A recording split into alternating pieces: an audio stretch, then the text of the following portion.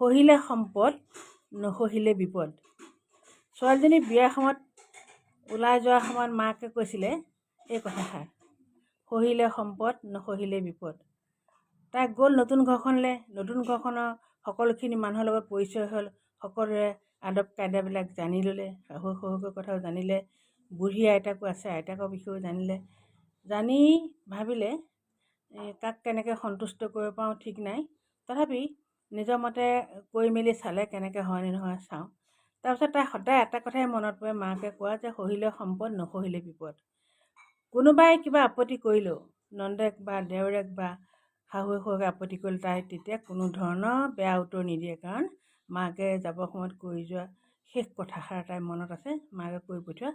তাই সেইকাৰণে যোনে যি কয় তাই সহে, আৰু কৰিবলগীয়া কামটো তাই সুন্দৰকৈ কৰে। গতিকে সকলোৱে তাইক মৰম কৰিলে, এজনী ভাল বোৱাৰী বুলি সকলোৱে স্বীকৃতি দিলে। গতিকে মানুহৰ মনৰ ভাৱটোহে আচল কথা।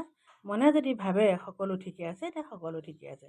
গতিকে সৰু সুৰা কথাবিলাকত লাগি ঘৰখন অশান্তি নকৰিলে সকলো ভালে থাকিব আৰু সকলোৰে মান মৰ্যাদা ৰক্ষা হৈ থাকিব।